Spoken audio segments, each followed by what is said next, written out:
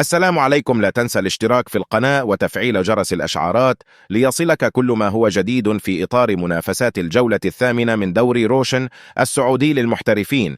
يستضيف نادي الأهلي نظيره نادي الاتفاق على ملعب الأمير عبد الله الفيصل بجدة، وتعتبر هذه المباراة من أهم المواجهات في هذه الجولة، حيث يسعى كلا الفريقين إلى تحقيق الفوز والحصول على النقاط الثلاث.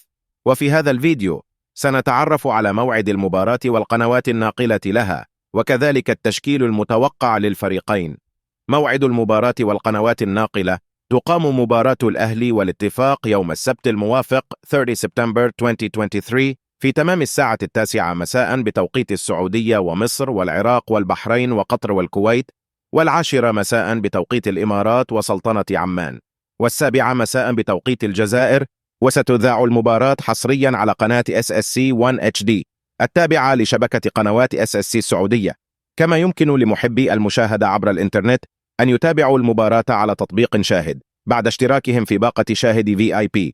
التشكيل المتوقع: يدخل نادي الأهلي هذه المباراة بحثا عن استعادة توازنه في الدوري بعد أن تلقى هزيمته الثانية في الموسم على يد نادي النصر في الجولة الماضية. ويرغب المدير الفني للأهلي الألماني ماتياس يايسله في تحسين مركز فريقه في جدول الترتيب، حيث يحتل حاليا المركز السادس برصيد 15 نقطة. ومن المتوقع أن يخوض الألماني المباراة بالتشكيل التالي: حراسة المرمى إدوارد ميندي، خط الدفاع علي مجرشي، ميريح ديميرال، رجيرو إيبانيز، بسام الجريحي، خط الوسط محمد المجحد، فرانك كيسي، جابريل فيغا، روبرتو فيرمينو، آلان ماكسيمين. خط الهجوم رياض محرز. أما نادي الاتفاق فهو بدخل المباراة بمعنويات مرتفعة، حيث استطاع الانتصار على نادي جدة في كأس خادم الحرمين الشرفين بنتيجة كبيرة. ويأمل المدير الفني للاتفاق ستيفن جيرارد في تحقيق انتصار يعزز موقع فريقه في المربع الذهبي، حيث يحتل حاليا المركز الرابع برصيد 16 نقطة.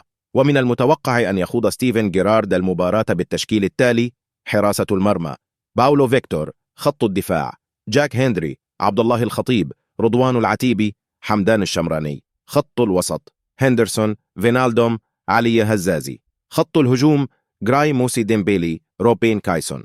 تعد مباراة الأهلي والاتفاق من أبرز المباريات في هذه الجولة من دوري روشن، حيث يتنافس كلا الفريقين على نيل نقاط ثمينة تساعدهما في تحقيق أهدافهما في المسابقة. وسنشهد في هذه المباراة صراعا بين مدربين عالمين هما ماتياس يايلسه وستيفن جيرارد، وكذلك بين نجوم كبار مثل رياض محرز وموسي ديمبيلي.